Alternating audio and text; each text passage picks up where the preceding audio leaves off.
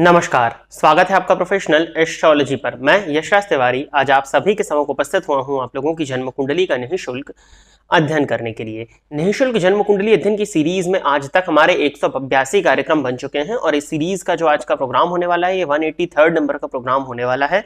साथ ही साथ इस सीरीज में आज तक 939 लोगों की जन्म कुंडली का अध्ययन निःशुल्क रूप से हो चुका है और इस कार्यक्रम की आज की जो पहली जन्म कुंडली होगी वो 940वें नंबर की जन्म कुंडली होने वाली है। यदि आप इस कार्यक्रम को देखते हैं और इस कार्यक्रम के माध्यम से आपका कुछ भी लाभ होता है तो आप इस वीडियो को लाइक करें, साथ ही साथ इस चैनल को सब्सक्राइब करें ताकि इन फ्यूचर जो भी कंटेंट मेरे द्वारा इस चैनल पर अपलोड किया जाता है उसका नोटिफिकेशन आपको मिलता रहे। यदि इस कार्यक्रम के माध्यम से आपका कुछ भी लाभ होता है तो आप इस वीडियो को ज्यादा से ज्यादा लोगों के साथ में शेयर करें ताकि और भी लोगों का लाभ हो और उसका माध्यम आप सभी दर्शक बने।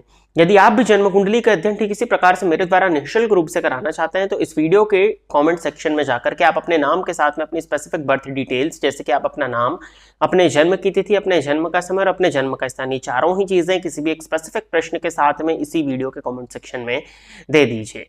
आपकी डिटेल्स को देने के 2 से ढाई महीने के बाद में आपकी जन्म कुंडली का अध्ययन मेरे द्वारा ठीक इसी प्रकार से यूट्यूब पर वीडियो बना करके निःशुल्क रूप से किया जाएगा। यदि आप जानना चाहते हैं कि आपका मंथ कैसा जाने वाला है, आपका वर्ष कैसा जाने वाला है, साथ ही साथ विभिन्न ग्रहों का राशि परिवर्तन प्रभाव आपके लग्न एवं आपके राशि के अनुसार क्या फल को लेकर के आ रहा है, तो इस वीडियो के डिस्क्रिप्शन बॉक्स में आपको शुरुआत में ही 2 प्लेलिस्ट का लिंक देखने में मिलेगा। उन दोनों ही प्लेलिस्ट को अवश्य ही चेक कर लीजिएगा। साथ ही साथ क्या उपाय आपको करने चाहिए, जिन उपायों को करके आप अपने इस जीवन को और श्रेष्ठ बना सकें, इस विषय में भी चर्चा उन वीडियोस के अंत में की जा चुकी है। साथ ही साथ यदि आप मेरा ज्योतिष से संबंधित पॉडकास्ट सुनना चाहते हैं जो कि न्यूज चैनल के द्वारा रिकॉर्ड किया गया था तो इस वीडियो के डिस्क्रिप्शन बॉक्स में उस पॉडकास्ट का लिंक है। साथ ही साथ वर्तमान समय में जो आपको आई कार्ड पर लिंक देखने में मिल रहा है ये भी उस पॉडकास्ट का ही होने वाला है।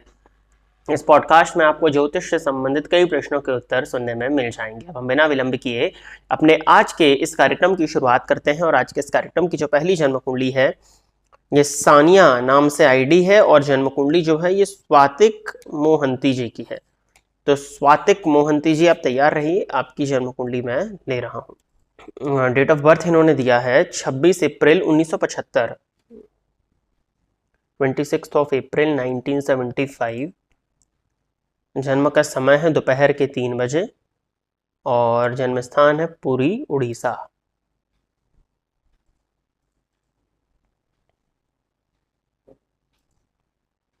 सिंह लगन की जन्म कुंडली है स्वातिक जी आपकी और राशि जो है वो बनती है तुला।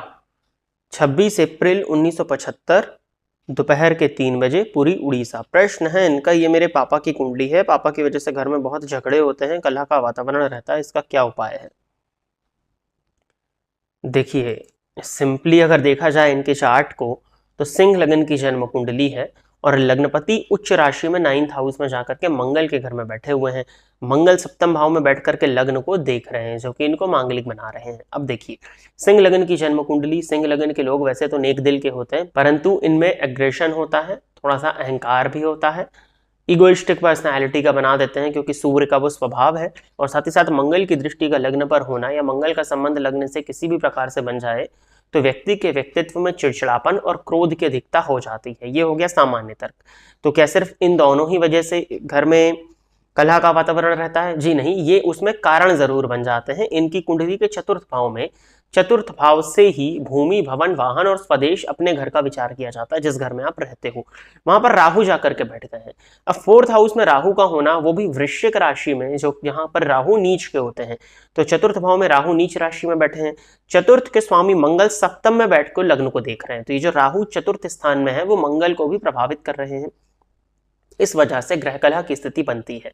नवमांश कुंडली को अगर इनकी देखा जाए तो चतुर्थ स्थान में मंगल और केतु की युति बन रही है। ये भी एक बहुत बड़ा कारण बनता है घर में कलह के पीछे का। अब इनकी कुंडली में जन्मांक और नवमांश दोनों में ही चतुर्थ स्थान पर गुरु की दृष्टि का पड़ना, चतुर्थ स्थान पर गुरु की दृष्टि का पड़ना और गुरु की दृष्टि द्वितीय भाव पर भी है। तो कई बार कुछ चीजें तो सत्य ही बोलते होंगे और उस सत्य वक्ता के चलते ही घर में कलह हो जाती होगी। तो इनका ये कुछ नेचर ही है। अब अगर आपकी ये पिता की कुंडली है तो अब तक इतने समय साथ रहते रहते तो आपको इनके स्वभाव के विषय में पता चल ही गया होगा। फिर भी इसके लिए अगर आप कुछ उपाय के विषय में मुझसे पूछें तो आप अपने पिता से ही कहिए, अगर वो करें तो ठीक है, नहीं तो आप या आपकी मदर इनके नाम से संकल्प लेकर के जो भी वो करें। पूर्णिमा का व्रत करना चाहिए साथ ही साथ प्रत्येक शनिवार के दिन घर में लोबान का धुआं जो होता है वो अगर थोड़ा सा किया जाए तो इससे जो ग्रह कलह की जो परेशानी होती है उसमें कमी आती है। कुछ हद तक वास्तु दोष की स्थिति भी यहाँ पर दिख रही है इस जन्म कुंडली में, तो इसके लिए एक सिंपल सा उपाय करिएगा कि ईशान कोण में एक कील ठोक के वहां रुद्राक्ष की माला टांग दीजिएगा, और जो भी ग्रह स्वामी है या फिर कोई भी घी का दिया वहां पर नित्य चलाए, तो इससे भी इस परेशानी में कुछ हद तक कमी देखने में आपको अवश्य ही मिल जाएगी। बाकी बुध की महादशा में गुरु का अंतर इनको चल रहा है, समय इनका ठीक है। कुछ हद तक स्वास्थ्य से संबंधित परेशानियां भी इनको हो सकती हैं, जैसे पेट इत्यादि की परेशानी, वो हमारा अलग विषय है, लेकिन जो आपने पूछा था उसका उत्तर यही है। आगे बढ़ते हैं। अगली जन्म कुंडली जो है ये सूर्यांश तिवारी जी की है, तो सूर्यांश जी आप तैयार रहें, आपकी जन्म कुंडली मैं ले रहा हूं। डेट ऑफ बर्थ है इनका 16 अगस्त 2006, दोपहर के 12:30, और जन्म स्थान है वाराणसी, उत्तर प्रदेश।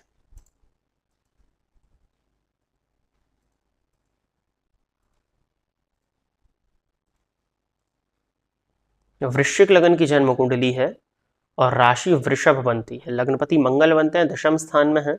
लग्न का मान 1 अंश है, इस वजह से यदि इनकी चलित कुंडली में जाकर के देखा जाएगा तो ऑलमोस्ट बहुत सारे प्लैनेट्स ने राशि का परिवर्तन कर लिया है। ठीक है।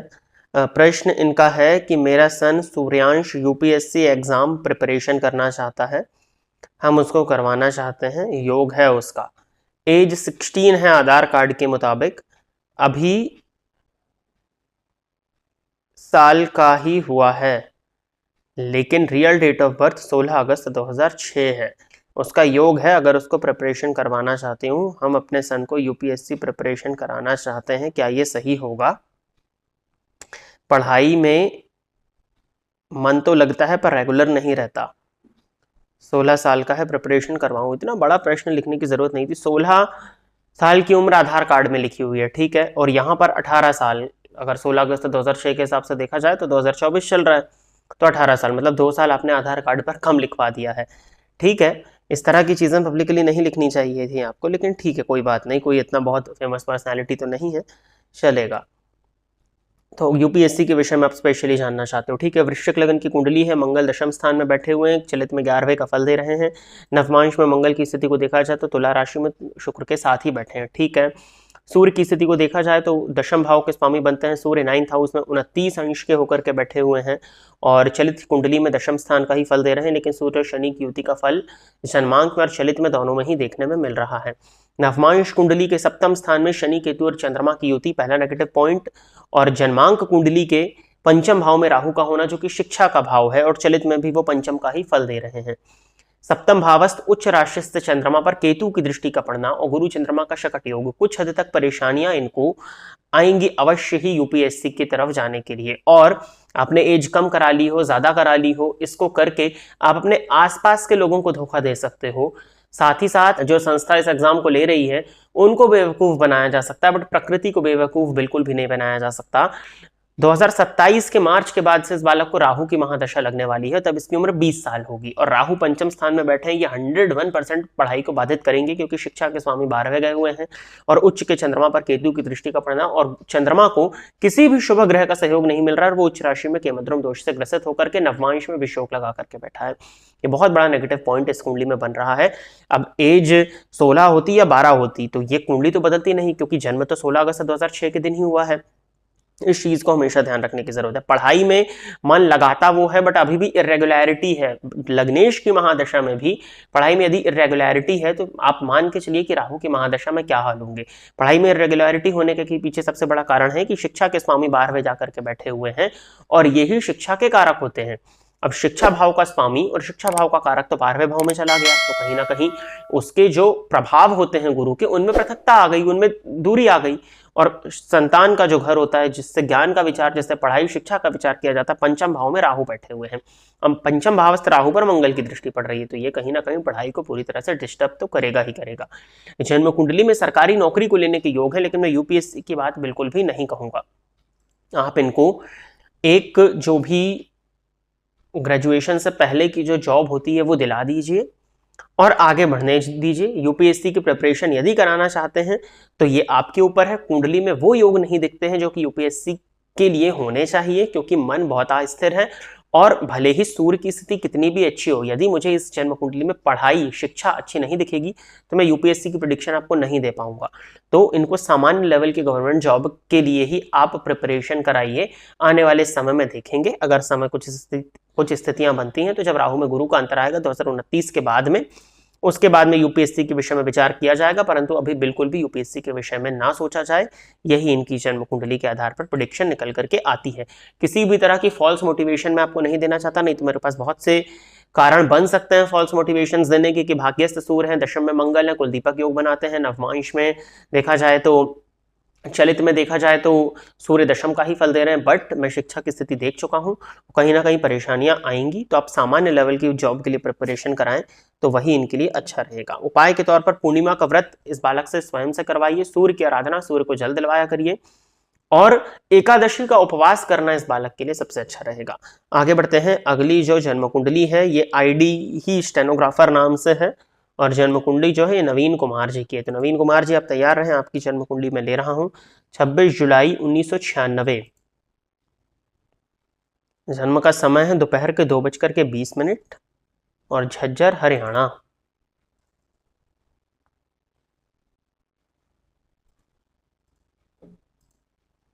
ये कुंडली भी वृश्चिक लग्न की है और राशि भी इनकी वृश्चिक ही बनती है। प्रश्न इन्होंने किया है कि career related problems, government job related problems. देखिए इस तरह के प्रश्न को पहली चीज तो इस कार्यक्रम में आना ही नहीं चाहिए था, क्योंकि ये एकदम अनस्पेसिफिक प्रश्न है। करियर रिलेटेड प्रॉब्लम है, समझ में आता है कि करियर से संबंधित प्रॉब्लम होगी, बट आप क्या करते हैं, गवर्नमेंट जॉब में है या नहीं है? आपकी कुंडली तो बता रही है कि नहीं होंगे अभी आप। फिर भी केतु की महादशा है आपको, केतु में शनि का अंतर चल रहा है, दोनों ही ग्रह पंचम भाव में शनि और केतु की युति बना करके बैठे हुए हैं। वृश्चिक राशि होने के चलते आपको शनि की ढैया वर्तमान समय में चल रही है। केतु में शनि का अंतर आपके लिए कहीं से भी अच्छा नहीं माना जाएगा, और ये परेशानी देखा जाए तो आपकी कुंडली के अकॉर्डिंग 13 अप्रैल 2029 तक बनी रहने वाली है। आपकी प्रश्न से बस इतनी ही चीजें समझ में आती हैं।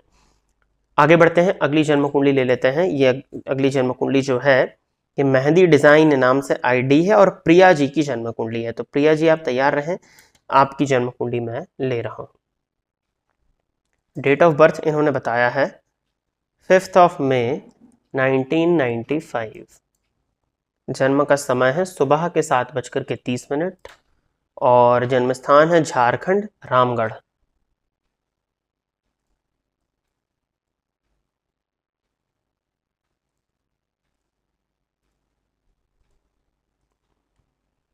वृषभ लग्न की कुंडली है और राशि बनती है इनकी मिथुन। शनि में चंद्रमा का अंतर वर्तमान समय में चल रहा है। इन्होंने पूछा है कि मेरा लाइफ में बहुत स्ट्रगल है, विवाह को लेकर प्रॉब्लम हो रहा है, विवाह कैसा रहेगा प्लीज बताएं। 95 का आपका बर्थ है और झारखंड से हो आप। सप्तम भाव के स्वामी मंगल बनते हैं, ये जाकर के तीसरे भाव में नीच राशि में बैठे हैं, नीचत्व इनका भंग माना जाएगा। सप्तम स्थान में गुरु बैठे हैं और स्त्री की जन्म कुंडली है। जो भी दर्शक ज्योतिष सीखना चाहते हैं, जन्म कुंडली का अध्ययन करना सीखना चाहते हैं, वो इस जन्म कुंडली का निर्माण करें। सप्तम भाव में गुरु का होना और स्त्री की कुंडली में, ये पॉइंट आपको कुछ समझ में आ रहा होगा कि सप्तम का कारक सप्तम है, पति का कारक पति के भाव में बैठ करके शनि की दृष्टि से दृष्ट हो गया है, फलतः यहाँ सप्तम भाव का नाश हो गया है। अब सप्तम स्थान में गुरु बैठ करके भावनाश की स्थिति को क्रिएट कर रहे हैं, क्योंकि जन्म कुंडली स्त्री की है। सप्तम भाव में अकेले गुरु एक पापक ग्रह की दृष्टि से दृष्ट है। अब यहाँ हुआ क्या है कि सप्तम भाव और सप्तम भाव की कारक और विवाह कराने वाला प्लैनेट गुरु, ये पापक ग्रह की दृष्टि से दृष्ट हो जाने के चलते स्थितियां बिगड़ गई हैं। और सप्तम भाव के जो स्वामी है, भाव और भाव कारक तो पीड़ित हो गए, जो सप्तम के स्वामी है वो नीच राशि में बैठ करके नीच भंग योग लगा रहे हैं। अब नीच राशि में बैठ करके नीच भंग लगा रहे हैं तो संघर्ष तो करना पड़ेगा, नीच भंग में भी संघर्ष की स्थिति तो बनती ही है। अब इस मंगल पर गुरु की उच्च दृष्टि पड़ जाने के चलते कहीं ना कहीं मंगल के नीचत्व में कमी तो आएगी, बट विवाह होने में परेशानी, क्योंकि गुरु और सप्तम भाव दो चीजें हमारे पास में पीड़ित पाई जा रही हैं। शुक्र इनकी कुंडली में उच्च राशि में है, जो कि दाम्पत्य के सुख का कारक माना जाता है, बट नवमांश कुंडली में वो शुक्र राहु के साथ षष्ठ भाव में शनि की राशि में अर्थात शनि के नवांश में बैठा है, तो ये भी कहीं ना कहीं नेगेटिव पॉइंट हो गया। और वृषभ लग्न की कुंडली में जहां गुरु अकारक होते हैं वो गुरु वक्री हैं। ये कुछ मेजर पॉइंट्स हैं जो कि मैंने कुंडली के अध्ययन में आज तक देखे या समझे कि जातक या जातिका के विवाह में परेशानियों का कारण बनते हैं। तो ये परेशानी तो अभी रहेगी, फिर भी आपकी कुंडली के अकॉर्डिंग यदि देखा जाए तो अगस्त 2025 के बाद में शादी का योग आ रहा है और अगस्त 2025 से सितंबर 2026 के बीच में आपकी शादी की प्रबलतम संभावनाएं बनती हैं, जिसमें दिसंबर 2025 से फरवरी 2026 के बीच का टाइम पीरियड बहुत क्रूशियल है। अब मई में आपका बर्थ हुआ है, आपकी वर्ष कुंडली पर एक बार मैं और विचार करना चाहूंगा कि आपकी वर्ष कुंडली क्या कहती है। वर्तमान समय में मुंथा आपके लग्न में है और 4 मई के बाद में और आप 4 मई 2025 के बाद में, तो अगले वर्ष की ही वर्ष कुंडली का विचार करना होगा आपके केस में, जब आपकी उम्र 30 वर्ष होगी। तो यहां पर जो आपकी मुंथा जाएगी वो 11वें स्थान में जाएगी, सप्तम भाव में चंद्रमा और मंगल की युति। और बिल्कुल यही जो समय मैंने आपको पहले बताया, यही अगस्त 2025 से सितंबर 2026 के बीच में आपके विवाह की प्रबलतम संभावनाएं बनती हैं। इतनी आसानी से नहीं होगा, कुछ उपाय बता रहा हूं उनको करिएगा, जिसमें जो क्रूशियल टाइम है वो 31 अक्टूबर से 26 फरवरी या 31 अक्टूबर से 24 अप्रैल के बीच का होने वाला है। इसको आप नोट करके रखिए, इसमें ही आपको पूरा प्रयत्न करना है। सप्तम के स्वामी तीसरे में बैठे हैं, हर तरह से प्रयास करिए अपने पार्टनर को ढूंढने के लिए। यदि मैट्रिमोनियल साइट्स का सहारा लेना पड़े तो उसमें भी आपको जाना चाहिए। उपाय के तौर पर गुरुवार का व्रत करिए, पूरा विधिवत आपको गुरुवार का व्रत करना होगा। गुरुवार के दिन अपने स्नान के जल में एक चुटकी हल्दी डाल करके स्नान करिए। गुरुवार के दिन माथे पर केसर का तिलक लगाइए। गुरुवार से प्रारंभ करके नित्य जो मैं मंत्र बता रहा हूं मां कात्यायनी का, इसका 3 माला जाप करना है आपको। कात्यायनी महामाय महायोगिन्यधीश्वरी नंद गोप सुतम देवी पतित में कुरुते नमः, इस मंत्र का आपको जाप करना चाहिए। साथ ही साथ शुक्रवार के दिन सफेद वस्त्रों को अधिक से अधिक धारण आपको करना है और यदि संभव हो करा सकें तो एक बार त्रिपिंडी श्राद्ध आप अवश्य ही करा लीजिएगा। इन कुछ उपायों को करिए, भगवान ने चाहा तो जो समय मैंने बताया है उस समय पर विवाह की संभावनाएं प्रबलतम रूप से बनती हुई दिखाई दे रही हैं। तो प्रिय दर्शकों, इतनी ही जन्म कुंडलियों का अध्ययन करने के लिए आज मैं आप सभी के सम्मुख उपस्थित हुआ था। आशा करता हूं कि जितने भी लोगों की जन्म कुंडली का अध्ययन मेरे द्वारा इस निःशुल्क जन्म कुंडली अध्ययन के कार्यक्रम के माध्यम से हुआ, वो सभी लोग संतुष्ट होंगे। यदि आप इस कार्यक्रम को देखते हैं और इस कार्यक्रम के माध्यम से आपका कुछ भी लाभ होता है तो आप इस वीडियो को लाइक करें, साथ ही साथ इस चैनल को सब्सक्राइब करें, ताकि इन फ्यूचर जो भी कंटेंट मेरे द्वारा इस चैनल पर अपलोड किया जाता है उसका नोटिफिकेशन आपको मिलता रहे। यदि इस कार्यक्रम के माध्यम से आपका कुछ भी लाभ होता है तो आप इस वीडियो को ज्यादा से ज्यादा लोगों के साथ में शेयर करें, ताकि और भी लोगों का लाभ हो और उसका माध्यम आप सभी दर्शक बने। यदि आप भी अपनी जन्म कुंडली को इस कार्यक्रम में सम्मिलित कराना चाहते हैं तो अपनी बर्थ डिटेल्स, जैसे कि आप अपना नाम, अपने जन्म की तिथि, अपने जन्म का समय और अपने जन्म का स्थान, ये चारों ही चीजें किसी भी स्पेसिफिक प्रश्न के साथ में इसी वीडियो के कमेंट सेक्शन में दे दीजिए। आज के इस कार्यक्रम में बस इतना ही रखते हैं। नमस्कार।